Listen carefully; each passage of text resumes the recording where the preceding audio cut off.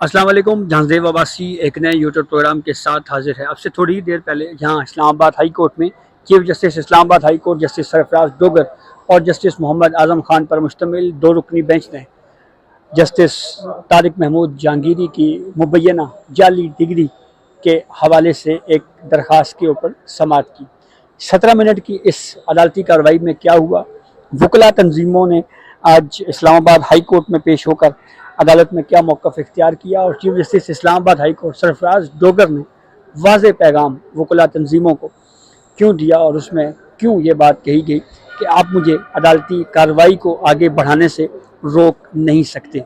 एक वाज़ेह पैगाम था, लेकिन उसके साथ साथ जो अदालती ऑर्डर जारी किया गया है इसका इम्पैक्ट इस कोर्ट प्रोसीडिंग पे आगे चल के क्या पड़ेगा, इसके ऊपर बहरहाल देखने की ज़रूरत है। और रिटन ऑर्डर इस केस की प्रोसीडिंग का जब आता है तो उसमें मज़ीद सूरत हाल जो है वो वाज़ेह होगी। थोड़ा आपको बताते हैं कि आज कोर्ट प्रोसीडिंग का आगाज़ जब हुआ तो क्या हुआ। 12:33 पर यह केस कॉल हुआ, लेकिन जब यह केस कॉल किया गया, जब केस पुकारा गया, तो उस वक्त जो दरख्वास्त गुजार हैं मियाँ दाऊद, वो कोर्ट रूम में मौजूद नहीं थे। कोर्ट को ये बात बताई गई कि उनकी तरफ से एडजर्नमेंट की एक दरख्वास्त जो है वो दायर की गई है। उनके वकील जो है, उनकी तरफ से एक वकील आज कोर्ट में पेश हुए। प्रोसीडिंग के दौरान मुख्तलिफ वकला तंजीमें जैसे इस्लामाबाद बार कौंसिल हो गई, डिस्ट्रिक्ट बार एसोसिएशन हो गई, इनके जो ओहदेदारान हैं वो रोस्टम के ऊपर मौजूद थे। उन्होंने आते साथ ही जब कोर्ट को एड्रेस करना शुरू किया तो chief justice Islamabad high court Sarfaraz Dogar ने ये बात कही कि ये वकला जो हैं वो आज यहाँ पर काफ़ी तादाद में जो है वो आए हुए हैं। आप क्यों आए हैं, इसके हवाले से या वकला तंजीमें हैं, उन्होंने फिर एड्रेस किया कोर्ट को और ये बात कही कि जो वकला तंजीमें हैं जैसे बार कौंसिल है, डिस्ट्रिक्ट बार एसोसिएशन है, उसको संगीन नौयत की रिजर्वेशंस हैं, तहफ़्फ़ुज़ात हैं इस केस की अदालती कार्रवाई को लेकर, क्योंकि एक इनफरादी शख्स जो है वो एक जज के ख़िलाफ़ आर्टिकल 199 के तहत इस्लामाबाद हाई कोर्ट में दरख्वास्त दायर नहीं कर सकता, क्योंकि ये आर्टिकल 209 के तहत सुप्रीम जुडिशल कौंसिल का काम है। किसी जज के खिलाफ कंप्लेंट जो है वो आर्टिकल 209 के तहत सुप्रीम जुडिशल कौंसिल में फाइल की जा सकती है। ये रुझान अगर बन गया, ये अगर ट्रेंड एक दफ़ा बन गया, एक इनफरादी जज के खिलाफ आर्टिकल 199 के तहत अगर पटिशंस फाइल होने का ये ट्रेंड बन गया, तो ये पूरी जुडिशरी के लिए और बिलखसूस इस इस्लामाबाद हाई कोर्ट के लिए जो है ये मुनासिब नहीं होगा या उसके लिए बहुत ख़तरनाक होगा। ये भी कहा गया कि अगर ये ट्रेंड कायम हो गया तो इस अदालत के लिए ये न सिर्फ ख़तरनाक होगा बल्कि आर्टिकल 209 ही वो फोरम है जो एक जज के खिलाफ प्रोसीडिंग की बात करता है और कॉन्स्टिट्यूशन ने ये बात बिल्कुल वाज़ेह की हुई है। और वैसे भी इस दरख्वास्त के ऊपर जो एतराज़ात हैं आर्टिकल 199 के तहत, ये मामला इस हद तक है कि क्या एतराज़ात जो हैं वो मेंटेनेबल हो सकते हैं या नहीं हो सकते। तो हमारा इसमें बुनियादी मौक़िफ़ जो वकला तंजीमों ने इख्तियार किया वो ये है, उनकी जानिब से ये कहा गया कि जब इस्लामाबाद हाई कोर्ट इस पटिशन पर प्रोसीडिंग को आगे बढ़ाते हुए जब ये तय करे कि क्या रजिस्ट्रार ऑफिस के एतराज़ात बरकरार रहेंगे या ख़त्म किए जाएंगे, तो उससे पहले कम अज़ कम वकला तंजीमों को भी सुना जाए और हमें सुनकर उसके बाद जो है वो ये फैसला किया जाए कि क्या ये दरख्वास्तें मेंटेनेबल हैं या नहीं हैं। और ये भी कहा जी कि बार एसोसिएशंस, वकला तंजीमें जो हैं वो रूल ऑफ लॉ के लिए हमेशा खड़ी होती रही हैं और इस मामले के ऊपर जो है वो हमें ज़रूर सुना जाए। Chief justice Islamabad high court Sarfaraz Dogar ने ये बात कही कि अभी हमने किसी को भी नोटिस नहीं दिया। हाँ, जब अगर हम नोटिस करते हैं तो फिर हम ये तय करेंगे कि आपको सुनना है या नहीं सुनना। अभी तो हम सिर्फ जो दफ्तर के एतराज़ात हैं हम उस हद तक ही इस मामले को देख रहे हैं। तो ये वैसे भी कोर्ट का इस्तेकाक है कि उसने सुनना है या नहीं सुनना। तो आपने रिक्वेस्ट की है तो हम जब स्टेज के ऊपर जाएंगे तो इस हवाले से जो है वो आपको फिर ज़रूर सुनेंगे। दरख्वास्त गुजार के काबिल समाअत होने या ना होने का सवाल जो है वो अभी तय होना बाकी है। Chief justice Islamabad high court Sarfaraz Dogar ने ये बात कही और साथ ही उन्होंने ये भी कहा कि आप मुझे अदालती कार्रवाई को आगे बढ़ाने से रोक नहीं सकते। आप हमें आपकी मावनत चाहिए होगी तो हम आपसे मांगेंगे, और जब कहेंगे तो उस वक्त आप ज़रूर आइएगा। इंतज़ामी तौर के ऊपर जो ये एतराज़ है ये फाइल हुआ है और इसको हम जुडिशल साइड के ऊपर जो है वो देख रहे हैं। तो वकला तंजीमों की तरफ से एक मरतबा फिर ये रिक्वेस्ट की गई कि जनाब हमें जो है वो इस दरख्वास्त के काबिल समात होने या ना होने का जो नुक्ता है इसके ऊपर हमें ज़रूर सुनिएगा। तो इस पर जैसे सरफराज डोगर ने फिर कहा कि दरख्वास्त के काबिल समात होने या ना होने की जब स्टेज आएगी तो फिर उसके ऊपर हम ज़रूर जो है वो आपको बुलाएंगे और आपको सुनेंगे, लेकिन फ़िलहाल तो इस वक्त हम इस केस को जो है वो अभी इसके ऊपर जो है वो मज़ीद बात नहीं हो रही। जब वो स्टेज आएगी तो फिर उसके बाद जो है वो आपको ज़रूर सुनेंगे। तो वकला जो हैं वो अपनी अपनी नशिस्तों के ऊपर बैठ जाएँ। जब ये बात कही गई तो वकला तंजीमों की जानिब से 2 रुकनी बेंच का शुक्रिया अदा किया गया और फिर वो सारे वकला जो है वो अपनी अपनी नशिस्तों के ऊपर बैठ गए। कुछ एक दूसरे से हाथ वगैरह मिला रहे हैं, गपशप लगा रहे हैं। तो फिर प्रोसीडिंग आगे बढ़ी। प्रोसीडिंग जब आगे बढ़ती है तो इस पर chief justice Islamabad high court justice Mohammad Azam Khan पर मुश्तमिल 2 रुकनी बेंच को ये बात बताई गई कि जनाब जो दरख्वास्त गुजार हैं वो नहीं आए और उनके एतराज़ात हैं। तो उनके यानी वो इस वक्त पेश नहीं हुए, वो आज पेश नहीं हुए, तो उनकी एडजर्नमेंट की एप्लीकेशन है।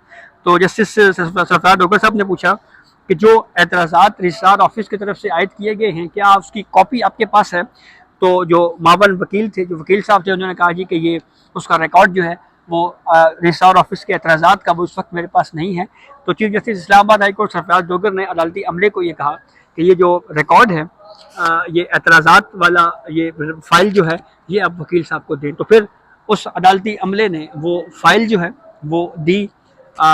जो वकील साहब थे उनको उन्होंने पढ़ी, उसका जायज़ा लिया और फिर उसके बाद एक सवाल chief justice Islamabad high court की तरफ से वकील से पूछा गया, क्यों कि इससे पहले ये बात वकला तंजीमें भी कर रही थी कि आर्टिकल 209 के तहत प्रोसीडिंग जो है वो ऑलरेडी पेंडिंग है और वहाँ पे भी मामला है। तो जज के खिलाफ जो कार्रवाई है वो आर्टिकल 209 के तहत सुप्रीम जुडिशल काउंसिल ही कर सकती है। तो जैसे सरफराज डोगर साहब ने पूछा कि ये जो आर्टिकल 209 के तहत जो मामला है क्या वो इस वक्त पेंडिंग है? तो कोर्ट को बताया गया कि हाँ जी ये मामला जो है वो उस वक्त पेंडिंग है, इस वक्त सुप्रीम जुडिशल काउंसिल में पेंडिंग है। तो फिर ऑर्डर लिखवाया गया और ऑर्डर में ये कहा गया जी कि सुप्रीम जुडिशल काउंसिल में जो प्रोसीडिंग है वो पेंडिंग है, इसलिए हम इस केस को एडजर्न कर रहे हैं उस वक्त तक जब तक सुप्रीम जुडिशल काउंसिल में ये मामला पेंडिंग रहेगा। इसका कानूनी नुक्ता जो है, जो कानूनी पहलू है, उसके ऊपर भी तफसील से बात करेंगे। वहीं पे एक चीज़ जो मैं यहाँ पे बात ज़रूर करना चाहूँगा कि 2 से 3 मरतबा ऑर्डर डिक्टेट करवाते हुए सुप्रीम जुडिशल काउंसिल को जुडिशल कमीशन लिखा गया। तो इस हवाले से चीफ जस्टिस आसिफ सईद खोसा साहब की सरबराही में बेंच का एक फैसला मौजूद है कि अदालती ऑर्डर हमेशा वही होता है जो डिक्टेट होने के बाद टाइप होकर जब जजेस उसके ऊपर दस्तखत कर दे तो उसी को ही अदालती फैसला या अदालती हुक्मनामा करार दिया जाता है। तो ये तब्दीली जो है वो बहरहाल बाद में होती रहती है। इस तरह की मिस्टेक्स जो हैं वो अमूमन जो है वो कोर्ट की तरफ से ज़रूर होती हैं। हमारे senior court reporter Fayaz Mahmood हैं, उन्होंने हमें ज्वाइन किया है, इनसे हम तबसरा ज़रूर लेंगे। बहुत शुक्रिया फयाज आपके वक्त का। कैसा देख रहे हैं आप इस अदालती प्रोसीडिंग को कि सुप्रीम जुडिशल काउंसिल की में जब तक प्रोसीडिंग पेंडिंग है उस वक्त तक इस्लामाबाद हाई कोर्ट ने इस केस को एडजर्न कर दिया है? वो किसी ने कहा था कि देखने हम भी गए थे पर तमाशा ना हुआ, तो एक चहमगोइयाँ हो रही थी। एक तो हमारा मसला ये है कि जब भी कोई चीज़ सामने आती है तो चहमगोइयाँ का एक पूरा बाजार गर्म हो जाता है। तो आज कुछ लोग तो ये कह रहे थे कि शायद जी डोगर साहब बैठे हुए हैं और वो आएंगे और आके जहांगीरी साहब को घर की राह दिखा देंगे। पहले ही ये लोगों की एक चहमगोइयाँ थी, लोग उस तरह की बातें कर रहे थे। और उसके बाद दूसरी तरफ के लोग कह रहे थे कि ये मुमकिन ही नहीं, ऐसा कुछ हो भी नहीं सकता। असल में वो कहते हैं कि बात इतनी सी होती है कि वो कहते हैं कि चाय की प्याली में एक तूफान बर्पा किया होता है। तो आज की जो अदालती कार्रवाई है मेरे ख्याल में बड़ी वो बैलेंस है। उसमें देखिए उन्होंने एक तो यकीन दहानी करा दी है, जो वकला बॉडीज़ आई थी, वकला की तंजीमें एक बहुत बड़ी तादाद में मौजूद थी, वो आए और उन्होंने उनको एक यकीन दहानी ये करवा दी है कि हम आपको भी सुनेंगे अगर हमने इसको किसी स्टेज के ऊपर जाके सुना। इवन कि यहाँ तक कह दिया कि मेंटेनेबिलिटी से पहले भी हम आपको सुन लेंगे, लेकिन अभी हमने आपको क्योंकि नोटिस नहीं किया, अभी हमने इसको आगे बढ़ाया ही नहीं है तो नहीं किया। उसके बाद दूसरा जो सबसे अहम जो इसमें हुआ है वो डोगर साहब ने एक तरह की बाल अपनी कोर्ट से निकाल कर सुप्रीम जुडिशल काउंसिल को भिजवा दी है। तो क्योंकि देखें इस फैसले की दुरुस्त नताइज होने थे। इस्लामाबाद हाई कोर्ट अगर इस आर्टिकल 199 के तहत दे देती तो एक वो कहते हैं कि फ्लड गेट ओपन हो जाता है, रास्ता ओपन हो जाना था। तो जैसे आज जस्टिस साजिम साहब के खिलाफ भी एक दरखास्त आ गई। अच्छा जी, रावलपिंडी से ही वकील हैं, उन्होंने एक दरखास्त दायर की और उन्होंने कहा जी इनकी भी तैनाती ठीक नहीं हुई और उन्होंने पूरा लंबी चौड़ी तनकीद बांधी है। तो ये कौन सा ग्रुप है जिसने फाइल की है? वो एक रावलपिंडी बार के वो जो मेंबर ही हैं। तो आप इसको काउंटर ब्लास्ट तो नहीं समझते कि रद्द अमल के तौर के ऊपर, जैसे जहांगीरी साहब के खिलाफ पिटीशन आई है तो लें जी इधर से इनके खिलाफ भी आ जाए? इब्तदाई तौर पे तो यही लगा, लेकिन वही बात मैंने कहा कि अगर उधर से ये ओपन होगा तो फिर होना था। तो उससे हुआ क्या कि उसी फोरम पे चली गई है जो देखें डोगर साहब के खिलाफ एक जो बात की जा रही थी, मुसलसल की जा रही थी कि शायद जी डोगर साहब खुद ही इसको फैसला कर देंगे, लेकिन उन्होंने वही किया मेरे ख्याल में जो मुनासिब फैसला बनता था कि एक फोरम है, वो सुप्रीम जुडिशल काउंसिल फोरम है, वो डिसाइड कर ले और वो जो भी डिसीजन कर देगा और उसके बाद फिर हम तब तक इसको पेंडिंग रख लेते हैं। हाँ, उन्होंने इसको निपटाया नहीं है, केस को ख़त्म नहीं किया, ऑब्जेक्शन क्योंकि ऑफिस के लगे हुए थे। तो उन्होंने सुप्रीम मामला जो है उस फोरम को भिजवा दिया है जो जजेस का बनता है। अब सुप्रीम जुडिशल काउंसिल इस मामले पे जो है वो डिसाइड कर देगी कि आया कि ये बनता है नहीं बनता है, जो भी फैसला होगा जाहिर है वो वहाँ पर अब होगा। ठीक है, तो इस कोर्ट प्रोसीडिंग में एक आखिरी सवाल है फयाज आपसे, वो ये है कि जो वकला तंजीमें बहुत ज़्यादा आज रोस्टम के ऊपर मौजूद थी, कौन कौन सी वकला तंजीमें थी, और जस्टिस सरफराज डोगर साहब का ये कहना कि आप मुझे अदालती कार्रवाई को आगे बढ़ाने में आप मुझे रोक नहीं सकते। सिद्दीक जान साहब भी हमारे साथ आए हैं, इनसे भी जबरदस्ती है, तो आपका भी शुक्रिया। तो इनके भी जबरदस्ती है और आप भी जबरदस्ती। तो फयाज, वकला तंजीमें जो हैं वो आपको क्या लगा कि वो क्या कोर्ट को प्रेशराइज कर रही हैं, या एक तरह से उनका ये मौक़िफ़ था कि हमें सुनना जरूर जाए? देखें भाई साहब, यहाँ पे मैं आपको एक चीज़ बड़ी क्लियर करूँ, जो जस्टिस तारिक महमूद जहांगीरी साहब हैं, अगर ये जज ना होते कोई और होते, जैसे माजी में हम देख चुके हैं जब जस्टिस शौकत सिद्दीकी साहब का मामला आया था तो तब कोई भी बार आके इस तरह खड़ी नहीं हुई थी। बाद में वो पछताए जब, लेकिन उस टाइम क्या हो जब चिड़िया चुग गई खेत। तो ये ज़ाती ताल्लुक मेरे ख्याल में ज़्यादा है। उसकी वजह क्या है? देखें, जहांगीरी साहब के रावलपिंडी और इस्लामाबाद में जो एसोसिएट्स हैं या उनके स्टूडेंट्स हैं वो बहुत बड़ी तादाद में। एक तो वक्त ये था कि रावलपिंडी बार का भी, इस्लामाबाद बार के भी जो सदूर थे वो दोनों इनके शागिर्द थे। अब भी जो आज नईम गुजर साहब पेश हुए हैं वो कौन है? वो इनके शागिर्द हैं।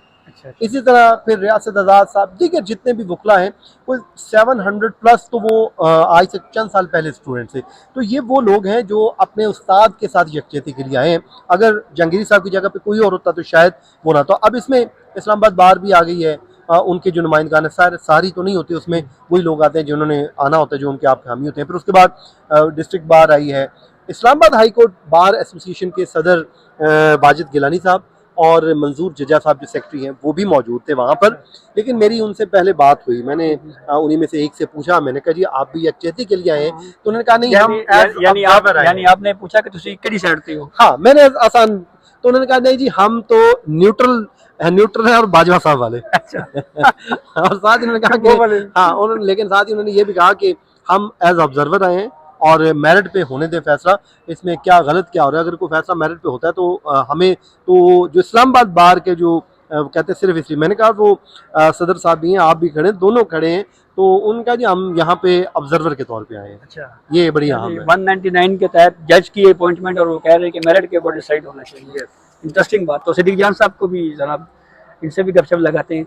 सिद्दीक जान साहब, एक चीज़ जो, क्योंकि मुझे कोर्ट रिपोर्टिंग में थोड़ा बहुत अरसा जो हुआ है, मैं जो समझ पाया हूँ कि अगर बिलफर्ज सुप्रीम जुडिशल काउंसिल ये कह देती है कि ये जो मुबैना जाली डिग्री का जो मामला है ये इल्ज़ाम गलत है, तो सुप्रीम जुडिशल काउंसिल की इस प्रोसीडिंग के बाद Islamabad high court pending case को कैसे टेकअप करेगी? क्वेश्चन नंबर 1, मेरे ख्याल में नहीं कर सकती। दूसरा, अगर सुप्रीम जुडिशल काउंसिल ये कह देती है कि जी इनके जो मुबैना तौर पर जो डिग्री है वो दुरुस्त नहीं है और इन जज को आर्टिकल 209 के तहत हटाया जाता है, तो फिर तो शौकत सिद्दीकी साहब की मिसाल हमारे साथ, काजी फायद ईसा साहब की, मुज़ाहिर अली अकबर नकवी, सीरीज है जजिस की, उन्होंने फिर सुप्रीम कोर्ट में सुप्रीम जुडिशल काउंसिल की प्रोसीडिंग को चैलेंज किया। तो दोनों सूरतों में ये प्रोसीडिंग तो सुप्रीम कोर्ट में चैलेंज होनी है, तो यहाँ पे पेंडिंग क्यों रखा है 2 रुकनी बेंच ने?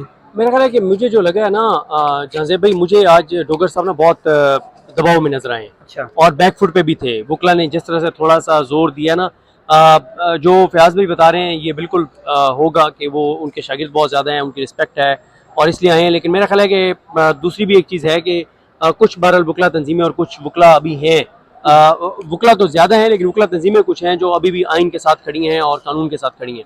और देखें ये जो फयाज भाई बात कर रहे हैं कि क्या नाम है, वाजिद गिलानी साहब, जो ये कह रहे हैं कि हम तो न्यूट्रल होकर देखने आए। भाई आप एक अहम तरीन वुकला की बॉडी के उहदेदार हैं, आप इस मामले में न्यूट्रल नहीं हो सकते।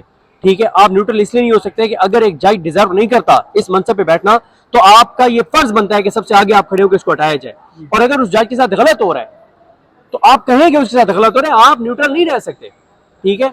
अच्छा, दूसरी बात यह है कि मुझे वो डिफेंसिव पे नजर आए हैं, बहुत ज्यादा बैकफुट पे नजर आए हैं। इसीलिए आप देखें कि उन्होंने बार बार वो जुडिशल कमीशन कहते रहे, सुप्रीम जुडिशल काउंसिल को जुडिशल कमीशन कहते रहे। अच्छा, वो मैंने क्लैरिफाई किया है। हाँ। वो क्योंकि मैंने आपसे आने से पहले भी आपको याद होगा हुआ ये कि मियां मोहम्मद नवाज शरीफ साहब का एक मामला था, सुप्रीम कोर्ट में आया, ख्वाजा हारिस साहब उनके वकील थे, तो आसिफ सईद खोसा साहब ने ओपन कोर्ट में ये डिक्टेट करवाया कि अगर आपको मजीद मेडिकल ग्राउंड के ऊपर अगर कुछ टाइम चाहिए हुआ तो आप दोबारा भी रिव्यू कर सकते हैं। जब रिटर्न ऑर्डर आया उसमें वो लफ्ज़, वो जुमला नहीं था। तो इसी बुनियाद के ऊपर, क्योंकि मीडिया रिपोर्ट्स, अखबारात में खबरें छपी, तो नवाज शरीफ साहब के वकील दोबारा आसिफ सईद खोसा साहब की कोर्ट में चले गए और उन्होंने कहा कि जनाब ये मसला था। तो आसिफ सईद खोसा साहब ने वहाँ पर ये प्रिंसिपल होल्ड किया। उन्होंने ये कहा कि अदालती ऑर्डर और जजमेंट वही होता है कि जब डिक्टेट हो जाए, टाइप होकर जज उसकी प्रूफ रीडिंग करके जब तक दस्तखत न कर दे तो उस वक्त तक जो है वो उसको ऑर्डर ऑफ द कोर्ट नहीं कहा जाएगा।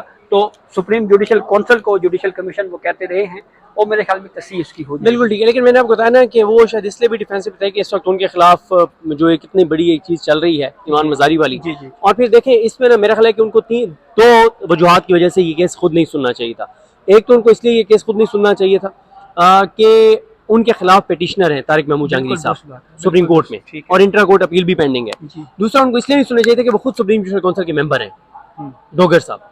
तो आप खुद सुप्रीम जुडिशल काउंसिल के मेंबर हैं, आपको तो ये केस सुनना ही नहीं चाहिए था। वो मेरे ख्याल में जो मुझे, क्योंकि ये मैंने चेक करवाया है जी सर, वो ये कह रहे हैं अब जैसे जहांगीरी साहब का मामला, साहब भी मेंबर थे। हाँ। और जब ये केस पहले आया तो उन्हीं के पास ये केस था और उन्होंने भी उस वक्त सुन लिया था ये केस। नहीं, मेरे ख्याल में इसको जजमेंट बल्कि मेंटेनेबिलिटी के ऊपर रिजर्व कर दिया था। मेरे ख्याल में अगर ये ऑब्जेक्शन किसी स्टेज के ऊपर सुप्रीम जुडिशल काउंसिल में आया भी ना तो जैसे रोजी खान साहब आ जाएंगे एज अ मेंबर जुडिशल। वो तो जाहिर है, वो तो जाहिर है। लेकिन ये बात सिद्दीक जान मैं आपकी इस हद तक एग्री बहरहाल जरूर करता हूँ कि इंसाफ के तकाजे पूरे करते हुए ये बात बिल्कुल दुरुस्त है कि वो 5 जजेस जो डोगर साहब के खिलाफ पटिशनर थे उनमें से ही एक जज जस्टिस जहांगीरी साहब हैं। क्योंकि भाई साहब जो प्रैक्टिस ऑफ जैसे सदीक भाई ने कहा, प्रैक्टिस यही होती है।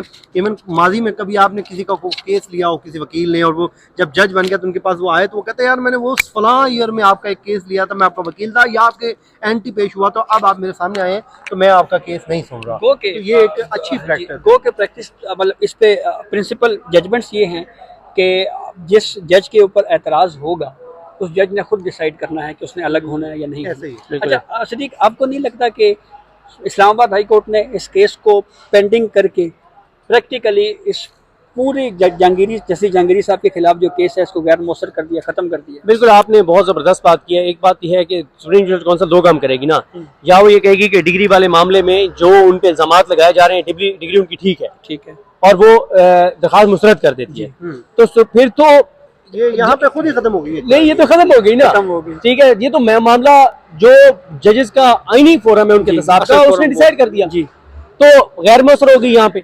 और अगर वो हटा देते हैं उनको तब भी यहाँ पे गैर मौसर होगी, उन्होंने हटा दिया। हाँ ठीक है। तो ये ना असल में आज मैंने जैसा अर्ज किया ना कि दबाव में थे, बहुत ज्यादा क्लैरिटी नहीं थी। यानी कुछ चीजें ऐसी हैं, जाहिर है वो अब हम वो ऑफ द रिकॉर्ड है, हम नहीं बता सकते। यानी कोर्ट रूम में जो कंसर्न लोग थे इस ऑर्डर को के हवाले से, जो आप समझ रहे हैं मेरी बात, वो भी क्लियर नहीं थे। जब हमने उनसे पूछा उन्होंने कभी हमें नहीं समझ आई। जी ठीक है, तो इसलिए ये जो है वो दबाव में थे।